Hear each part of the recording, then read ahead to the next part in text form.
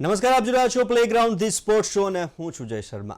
તો ગુરુવારે ક્રિકેટના મેદાન પર રનનો એવો વરસાદ થયો કે નરેન્દ્ર મોદી સ્ટેડિયમ અને ચેન્નઈ બંને સ્ટેડિયમો ગુંજી ઉઠ્યા.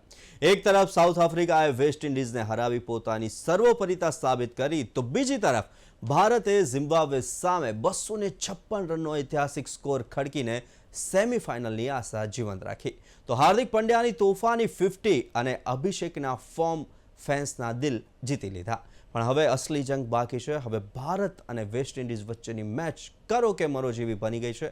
જે જીતશે તે સીધું જ સેમીફાઇનલમાં એન્ટ્રી કરશે. તો બીજી તરફ પાકિસ્તાનની કિસ્મતનો ફેસલો પણ ઇંગ્લેન્ડ અને ન્યૂઝીલેન્ડની મેચ પર ટકેલો છે.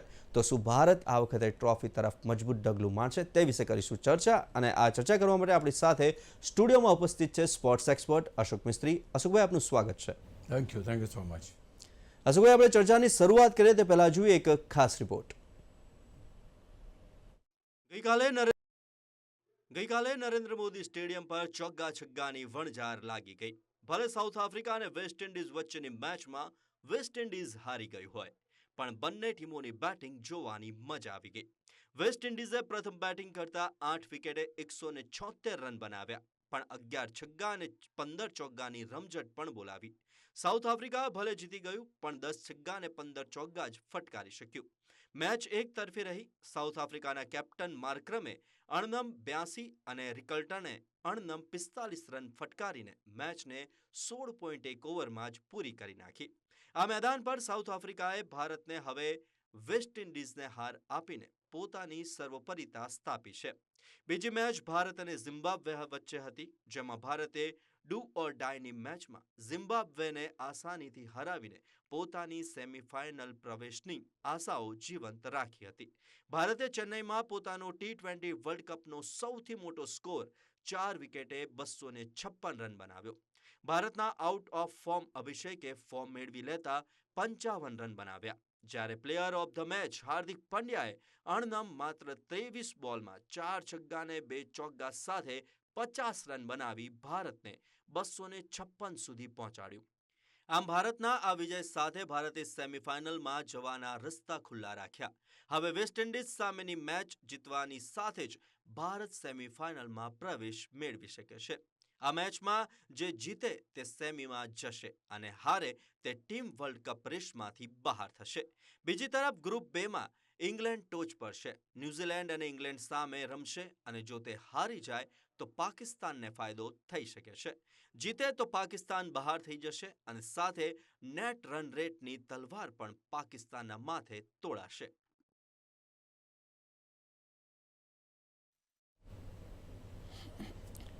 અશોકભાઈ, ચર્ચાની શરૂઆત કરીએ તો સૌથી પહેલા નરેન્દ્ર મોદી સ્ટેડિયમ પર ગઈકાલે જે મેચ રમાઈ, બંને ટીમોનું પ્રદર્શન કઈ રીતે મૂલવી શકાય અને સાથે જ સાઉથ આફ્રિકા અને નરેન્દ્ર મોદી સ્ટેડિયમ પરની અજય ટીમ છે તેમ કહી શકાય? બિલકુલ કહી શકાય. સૌથી પહેલાં આપણે સાઉથ આફ્રિકાની વાત કરીએ, કારણ કે સાઉથ આફ્રિકાએ જે રીતે નરેન્દ્ર મોદી સ્ટેડિયમ પર પ્રદર્શન કર્યું છે આ વખતે, તમામ મેચ, ગ્રુપ મેચ હોય કે સુપર 8ની મેચ હોય, કંઈક અદ્ભુત કર્યું છે.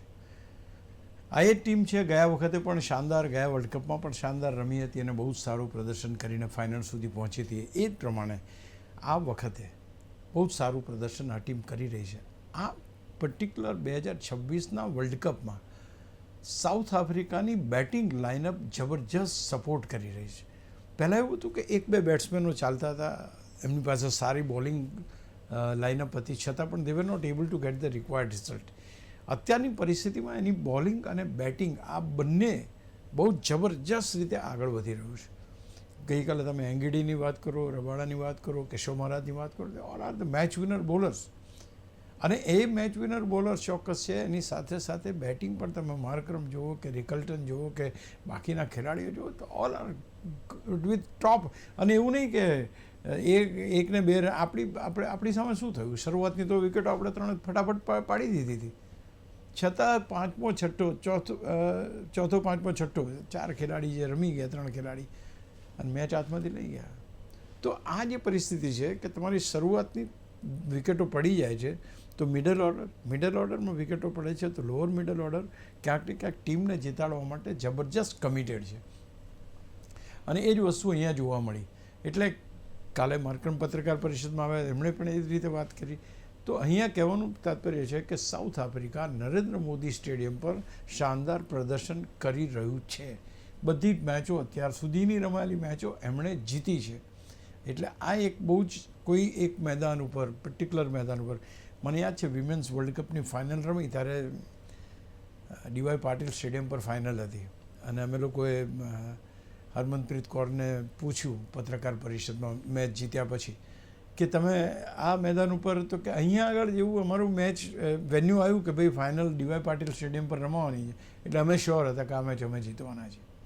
તો આ કોન્ફિડન્સ લેવલ તમને મળે છે જો તમે એક પર્ટિક્યુલર મેદાન ઉપર સતત મેચો જીતીને એક સારો આત્મવિશ્વાસ મેળવી લો તો. એટલે અત્યારે નરેન્દ્ર મોદી સ્ટેડિયમ પર જો કોઈ ટીમનો આત્મવિશ્વાસ સૌથી બુલંદ હોય તો એ છે સાઉથ આફ્રિકા.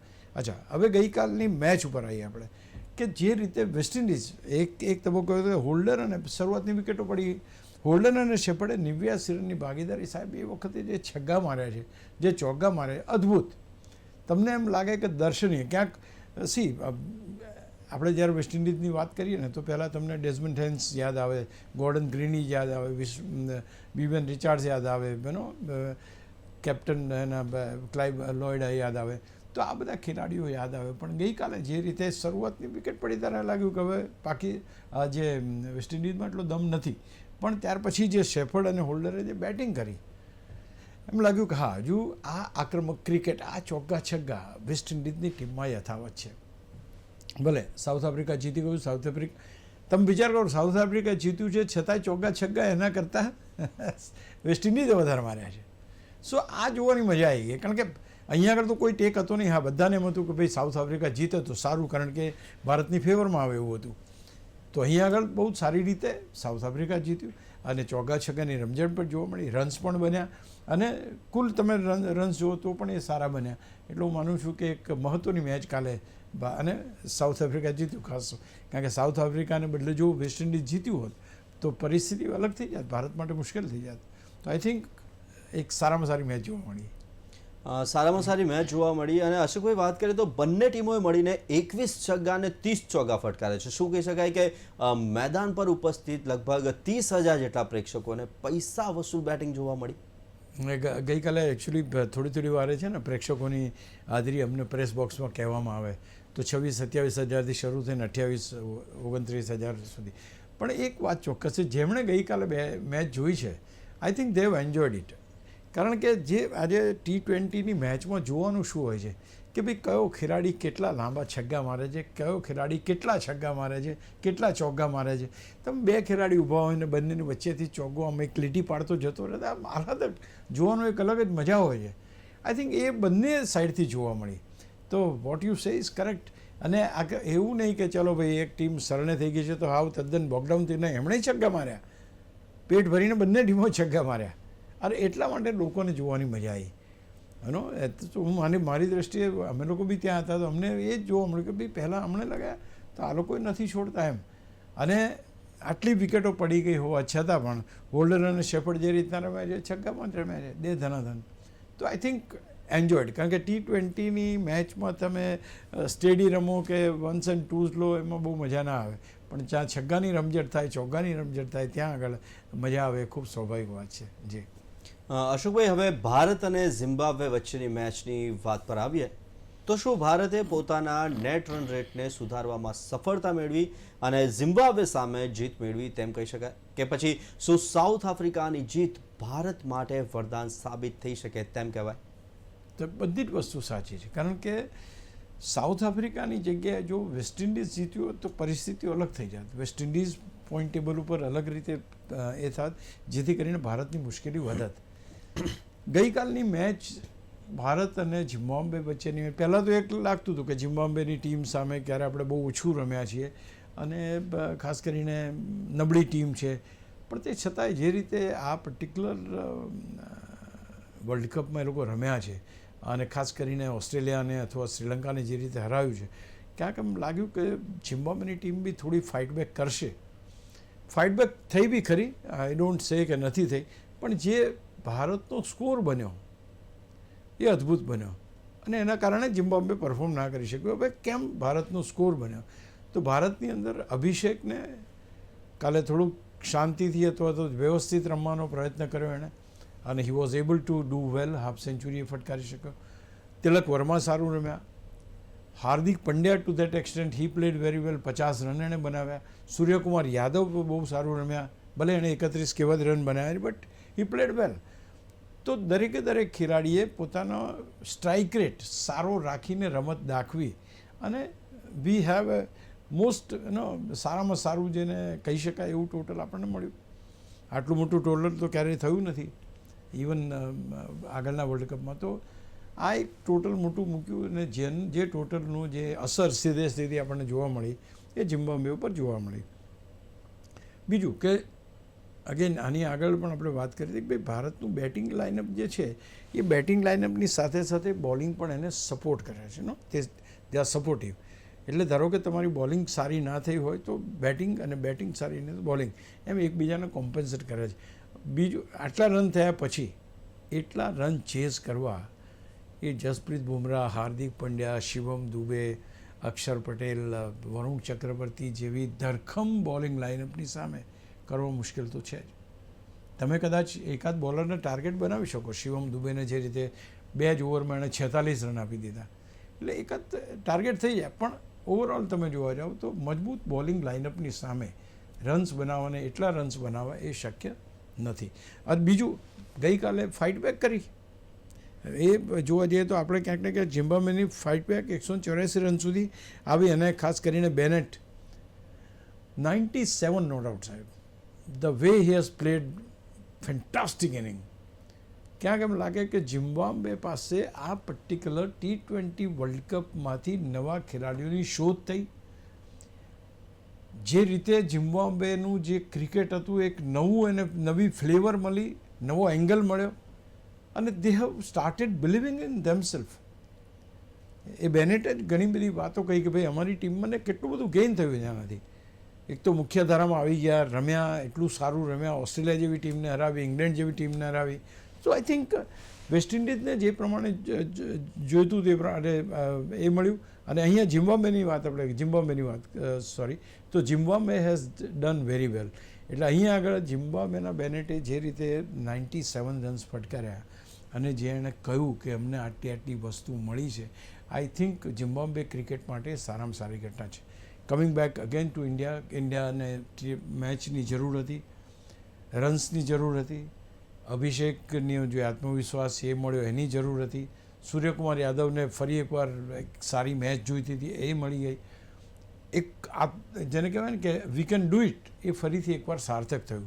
અને ભારતે બહુ સારી રીતે 72 રનથી જીતે આપણે. But okay, I mean we won it very well. અને પોઈન્ટ ટેબલ ઉપર આપણે બહુ મજબૂત રીતે આવ્યા છીએ, એમાં કોઈ બેમત નથી. હા, એક વાત ચોક્કસ છે કે કલકત્તામાં વેસ્ટ ઇન્ડિઝની સામે રમવાનું છે, એટલે એ મુશ્કેલીઓ શું છે એની ચર્ચા આપણે પછી કરીશું. પણ ક્યાંક ને ક્યાંક હવે જે મેચ છે એ મેચ ભારત માટે જીતવી જરૂરી છે, અને એ ના જીતો તો તકલીફ થાય. જે ટીમ જીતશે એ આગળ જશે, જે હારશે એ પાછળ જશે બેકફૂટ ઉપર. તો હું માનું છું કે આ એક બહુ મહત્ત્વની ઘટના આપણે યાદ રાખવી પડે. અશોકભાઈ, હવે ભારતના બેટર્સ, ખાસ કરીને અભિષેક શર્માની બેટિંગ કેવી કહી શકાય, અને ખાસ કરીને હાર્દિક પંડ્યાએ પોતાની આગવી સ્ટાઇલમાં 50 ફટકાર્યા, એ કેટલું મહત્વની આગામી મેચો માટે કેવી રહી ભારતની batting? C, this is what is required. કારણ કે અભિષેકની આપણે બધા અત્યાર સુધી માત્ર અભિષેકની જ વાત કરતા હતા કે એને આમ થવું જોઈએ, ઝીરોમાં જાય, જે રન નથી બનાવ. પણ એણે જેવું થોડો કંટ્રોલ કર્યો એણે, તો હી was able to do the scoring. એનો સ્ટ્રાઇક રેટ છે એને ઘટાડ્યો, એના પરિણામો મળ્યા. તો T20ની મેચ એ માત્ર ચોગ્ગા છગ્ગા મારવાનું મેદાન નથી, પણ મેચને બનાવવાની જગ્યા છે. How you can win the match. અને પરિસ્થિતિ, તમે સાઉથ આફ્રિકાની બેટિંગ ચેઝ કરતા હતા, એમણે શું કર્યું? એમણે કે દરેક બોલે છગ્ગા ના મારે. એમને ખબર હતી કે ચેઝેબલ ટોટલ છે, ખોટી વિકેટ ગુમાવી નથી, આપણે મેચ જીતવી એ મોટું એ છે. તો એ રીતે તો અહીંયા આગળ રણનીતિ ઘડવાની છે. તો રણનીતિની અંદર ક્યાંક ને ક્યાંક અભિષેક જો 50 રન શરૂઆતમાં બનાવી શકે છે, અને એનો પાર્ટનર જો સંજુ સેમસન અને બીજા 25 રન ઉમેરીને 70 રનનો સ્કોર આપણને પાવર પ્લેમાં આપી શકે છે, I think that is enough. તો પહેલી વસ્તુ એ હતી. બીજું, તમારી પાસે મિડલ ઓર્ડરની અંદર, લોઅર મિડલ ઓર્ડરની અંદર બે ખતરનાક બેટ્સમેનો છે, શિવમ દુબે તમારી પાસે છે, તમારી પાસે હાર્દિક પંડ્યા છે.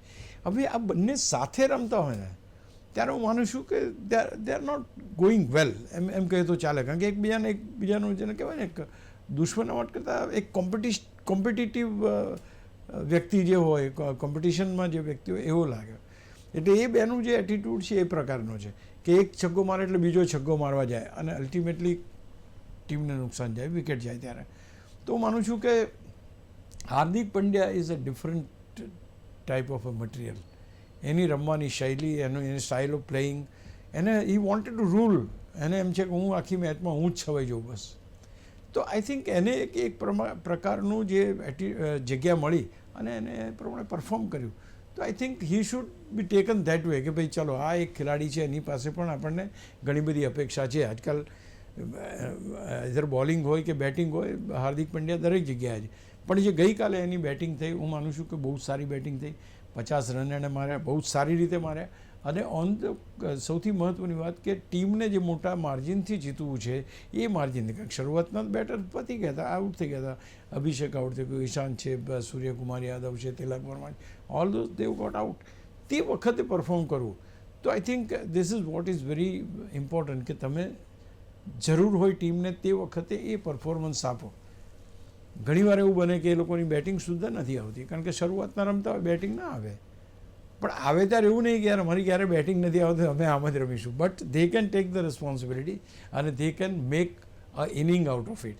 એટલે દરેકનું ઇન્ડિવિડ્યુઅલી પરફોર્મન્સ તમે જુઓ તો પ્લેયર ઓફ ધ મેચ બન્યો and it's a good sign. Abhishek ફરી એના 50 જોવા મળે. Yes, Suryakumar Yadav played very good inning, એ બી સારી બાબત કહેશું. તો હવે જ્યારે ગણતરીની મેચો બાકી છે ત્યારે આપણે એ જ અપેક્ષા કરીએ કે બધા ટચમાં રહે. કારણ કે ઇટ્સ વેરી ઇમ્પોર્ટન્ટ કે તમે બરાબર મિડલ ઓફ ધ બ્લેડ રમી શકો. અત્યારે હવે એમ નહીં વિચારવું આપણે કે ભાઈ 250નો સ્કોર કરવો છે દર વખતે. ના, ટીમ એવી હોય ને તમે સ્કોર કરી શકો, લાઈક ઝિમ્બાબ્વે તો અલગ વસ્તુ. પણ જ્યારે ક્રુશિયલ અને ક્રિટિકલ મેચો જ્યારે રમતા હોય, જ્યારે માત્ર જીત જ જરૂરી હોય, I think you should adopt that policy to go for the win, not for the runs. અશોકભાઈ, ઝિમ્બાબ્વેની વાત કરીએ તો લગભગ ઝિમ્બાબ્વે તો શરણે જ થઈ ગયું હતું. કેમ કોઈ લડત ના મળી શકી? અને સાથે જ ભારતની બોલિંગનો પ્રભાવ કહી શકાય. બહુ સાચી વાત છે, ભારતની બોલિંગનો પ્રભાવ કહી શકાય. પહેલું આપણે એક્સેપ્ટ કરી લઈએ. બીજું કે તમે એમ કહો છો કે ફાઇટબેક જોવા ના મળી, કારણ કે આ એ ટીમ છે કે જે 11મો ક્રમ છે અને જ્યારે ક્યારેય ભારતની સાથે એટલું બધું ક્રિકેટ રમ્યા નથી. એ લોકોને વર્લ્ડ નંબર 1 ટીમ સામે રમવાનું છે. નંબર 1 બેટર અભિષેક છે, નંબર 3 બેટર તિલક વર્મા છે, નંબર 1 બોલર વરુણ ચક્રવર્તી છે. આ બધાની સામે રમવું એમના માટે એક નવું હતું. તે છતાંય બેનેટ કરીને જે ખેલાડી હતો એણે શું જોરદાર બેટિંગ કરી છે સાહેબ, કે અદ્ભુત બેટિંગ કરી છે. એમ તો હું માનું છું કે એવું નથી કે પ્રતિકાર નથી થયો, પણ હા, ભારતની બોલિંગને તમારે રિસ્પેક્ટ આપવું પડે. ભારતની બોલિંગને તમારે માર્ક્સ આપવા પડે કે they are able to do wonders. અને એ વન્ડર્સ કાલે જોવા મળ્યા. બુમરાહની વાત લઈ લો કે જે કોઈ બેટર્સ, જે કોઈ બોલિંગ ભારત તરફથી કરવામાં આવી, they have done their work. અને એટલા માટે આ ઝિમ્બાબ્વેની ટીમ આઉટ થઈ, કારણ કે they were facing very good bowling side કે જેમાં વર્લ્ડ નંબર 1 બોલર આઈસીસી રેન્કિંગનો વરુણ ચક્રવર્તી પણ સામેલ છે. એટલે હું માનું છું કે સારી બોલિંગ સામે એ લોકો આટલા રન કરી શકાય. 184 રન્સ એ લોકોએ માર્યા છે, તો એ બહુ સારું કહી શકાય. કારણ કે તમે જેટલા રન એ ને ત્યાર પછીના બેટર્સ, એટલે બેનેટ સિવાયના બેટર્સ એ સફળ ના થાય, એ વાત સાચી છે. અને એનું કારણ માત્ર ને માત્ર ભારતની સારી બોલિંગ છે. અશોકભાઈ, હવે આજે ન્યૂઝીલેન્ડ અને ઇંગ્લેન્ડ વચ્ચે મેચ છે. કેટલું મહત્વ આ મેચનું? શું આ મેચ પાકિસ્તાનની ટીમનું ભવિષ્ય લખશે તેમ કહી શકાય? જો ન્યૂઝીલેન્ડ જીતે છે તો પાકિસ્તાનનું બહાર જવું નક્કી છે તેમ કહી શકાય?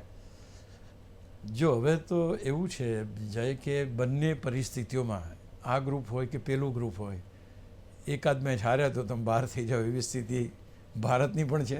વેસ્ટ ઇન્ડિઝની સામેની મેચની અને પાકિસ્તાનની પણ છે. અને પાકિસ્તાનની એ દિવસ આજે જ છે. આજે જો ન્યૂઝીલેન્ડ જીતી જાય છે તો 3 ને 2 5 પોઈન્ટ એ ટીમના થઈ જશે. પણ જો ન્યૂઝીલેન્ડ હારે છે તો પાકિસ્તાન પાસે વરસાદને કારણે ધોવાઈ ગયેલી મેચનો 1 પોઈન્ટ છે અને એને 2 પોઈન્ટ આજની મેચના મળે છે. તો પછી અચ્છા, અને એ મળે છે એટલું બી નહીં, એની સાથે રન રેટ પણ એમણે સુધારવો પડશે. If they are able to do that તો ન્યૂઝીલેન્ડ અને પાકિસ્તાનના સરખા પોઈન્ટ્સ થાય, અને એ સરખા પોઈન્ટ્સની સાથે નેટ રન રેટ કોનો સારો છે એ ટીમ આગળ સેમિફાઇનલમાં પ્રવેશે. અથવા જો આજે હારી જાય છે તો ન્યૂઝીલેન્ડને 3-2 5 પોઈન્ટ થઈ જશે અને પાકિસ્તાન પાસે કોઈ પોઈન્ટ વધારવાની શક્યતાઓ નથી. એટલે આ પરિસ્થિતિમાં પહેલો ક્રમ તો નક્કી છે, અત્યારે ઇંગ્લેન્ડ ચાર પોઈન્ટ સાથે ટોચ ઉપર છે, પણ ન્યૂઝીલેન્ડની જે મેચ છે એ મેચ ઉપર એમને પોઈન્ટનો ફાયદો થાય છે, એટલે કે 2 પોઈન્ટ્સ મળશે. હા, એ બી નંબર 1 થઈ જશે ન્યૂઝીલેન્ડ જો 2 પોઈન્ટ મળશે, કારણ કે ઇંગ્લેન્ડની જે છે એ 4 પોઈન્ટ્સ છે, કારણ કે એ આજની મેચ જો હારે છે તો ઓબ્વિયસલી એના પોઈન્ટ્સ ઓછા એટલે મીન્સ કે આ જ રહેશે, અને પહેલાંના 3-2 5 પોઈન્ટ થશે એટલે નંબર 1 પર જશે. એટલે અગેન આ સમીકરણ બદલાશે. પહેલો બીજો કોણ આવે છે એ આપણે ત્યાં કોણ આવે છે એની સાથે એનું કનેક્શન થશે કે આની સામે રમશે, આની સામે. તો અત્યારની પરિસ્થિતિમાં what you say is correct. આજે રાત્રે આ મેચ પત્યા પછી પાકિસ્તાન ઘેર જશે કે આગળ વધશે એ જોવું રસપ્રદ તો રહેશે. અશોકભાઈ, હવે કેવી સ્થિતિ છે પોઈન્ટ ટેબલ પર બંને ટીમોની? હવે રોમાંચની પરાકાષ્ઠા જેવી મેચો આવી રહી છે તેમ કહી શકાય? સી, રોમાંચની પરાકાષ્ઠા કરતાં ડુ ઓર ડાયની મેચ છે, બરાબર. ધારો કે 20 બોલ બાકી હોય અને 40-50 રન કરવાનો એવો રોમાંચની વાત આપણે કરતા ને. અત્યારે કોણ જીતશે, આજે કોણ જીતશે તો પાકિસ્તાનનું ભાવિ નિર્ભર છે. આપણે વેસ્ટ ઇન્ડિઝ સામે કોણ જીતશે, આપણું ભવિષ્ય ત્યાં નિર્ભર થશે. તો અહીંયા આપણા બેની જ આપણે વાત કરીએ છીએ, બાકી બધી ટીમો બી છે રેસમાં. ઇંગ્લેન્ડની ટીમ છે, they are doing very well. ન્યૂઝીલેન્ડની ટીમ છે એ જોરદાર કરી રહી છે. તો ક્યાંક ને ક્યાંક એક વસ્તુ ચોક્કસ છે, આપણી સાઈડ તમે જુઓ, south Africa is already number 1, એ તો એમાં કોઈ સવાલ જ નથી. વેસ્ટ ઇન્ડિઝ બીજા ક્રમે છે, એમને 1 મેચ રમવાની બાકી છે. ભારત બીજા ક્રમે છે, એમને 1 મેચ રમવાની બાકી છે. હવે વેસ્ટ ઇન્ડિઝ અને ભારત જો જે જીતશે એના પોઈન્ટ 4 થઈ જશે, 4 થશે એટલે ઓબ્વિયસલી એ આગળ જતી રહેશે. ઝિમ્બાબ્વે પાસે પાછા ફરવાની હવે તકો ઓછી છે, કારણ કે એમની પોતાની બંને મેચો એવો હારી ગયા છે. પરિસ્થિતિ સાઉથ આફ્રિકાની બહુ જ મજબૂત. વેસ્ટ ઇન્ડિઝ, ભારત હજુ પણ ઓક્સિજન ઉપર જે ટીમ જીતશે એને આગળ જવાનું છે. એટલે પેલી બાજુ ન્યૂઝીલેન્ડ અને ઇંગ્લેન્ડની વચ્ચે મેચ ભલે ન્યૂઝીલેન્ડ ઇંગ્લેન્ડ રમે, પણ બહાર કોણ થશે એ આજે ખબર પડશે. એટલે અહીંયા પરિસ્થિતિ બહુ ક્લિયર થતી જાય ધીમે ધીમે. પણ એની સાથે જે સૌથી મોટી જેને કોણ ફાઇનલ, તો એ ફાઇનલ વેસ્ટ ઇન્ડિઝ અને ભારત વચ્ચેની ફાઇનલ હશે. એ ફાઇનલ જીત્યા તમે તો પછી મેઇન ફાઇનલમાં રમવાની વાત છે. તો અહીંથી બહુ જ અગત્યનું છે કે સેમિફાઇનલમાં આપણે આવીએ અને ત્યાર પછી આપણે ફાઇનલમાં આવીએ. It's a long way to go, પણ તે છતાં પહેલું પગથિયું એ છે કે આપણે વેસ્ટ ઇન્ડિઝને કલકત્તાના ઈડન ગાર્ડન ઉપર હાર આપીએ. અશોકભાઈ, હવે દમદાર બેટિંગની અંદર આપણે ચર્ચા કરી રહ્યા છીએ, તો હાલ ઇન્ડિયાનું પરફોર્મન્સ અને અભિષેકનું કમબેક કેવી રીતના જોવો છો? સી, એકાદ મેચથી આપણે એટલા બધા ખુશ થઈ જઈએ અને અથવા તો ઓવર કોન્ફિડન્ટ થઈ જઈએ, હું નથી માનતો કે આ એ સમય છે આપણી પાસે. આપણી પાસે અત્યારે મેચ જીતવા ઉપર જ કોન્સન્ટ્રેટ કરવાનું છે. ભારત માટે જીત મહત્ત્વની છે. અભિષેક રમશે કે નહીં એ નહીં. જો અભિષેકના ના રમવાથી પણ ભારત જીતવું હોય તો આપણને મંજૂર છે. આપણને હાર્દિક પંડ્યા જીતાડે કે શિવમ દુબે જીતાડે કે વરુણ ચક્રવર્તી જીતાડે, એવરીથિંગ ઇઝ ઓકે. તમે ક્યાં સુધી લેવલ મારતા રહેશો કે નંબર 1 ખેલાડી, નંબર 2 ખેલાડી, ચલો નથી ચાલ્યા. સાઉથ આફ્રિકાનું શું થયું હતું? આપણી સામે 3 વિકેટો તો 30 રનમાં પડી ગઈ હતી, તો 5મો, 6ઠો, 7મો ખેલાડી રમી ગયા. તો હું માનું છું કે દરેક વ્યક્તિ, દરેક ખેલાડી ટીમમાં જે રમે છે, yes two perform his duty. પરિસ્થિતિઓ ગમે. અભિષેક કોઈ પોતાની જાતે આઉટ નથી થતો હતો. એ પરિસ્થિતિ ત્યાંની, એ પ્રેશર, એ વખતે રમવા ગયો ત્યાંની સ્થિતિ, everything effects on the batsman. તો હું માનું છું કે એ રીતે જોવા જઈએ તો 11-11 આપણી પાસે 8-9 સુધી તો બેટર્સ જ છે. તો ભારતની સ્થિતિ સારી બને, જબરજસ્ત સ્કોર બનાવી આપણે પહેલાં બેટિંગ કરીને ફ્રી હેન્ડથી અને સામેની ટીમને દબાણમાં લાવી શકીએ આપણે. જી, તો દમદાર બેટિંગમાં હતી આજની ચર્ચા, અને આ ચર્ચા કરવા માટે આપણી સાથે સ્ટુડિયોમાં ઉપસ્થિત રહ્યા અશોકભાઈ, તે બદલ ખૂબ ખૂબ આભાર. Thank you.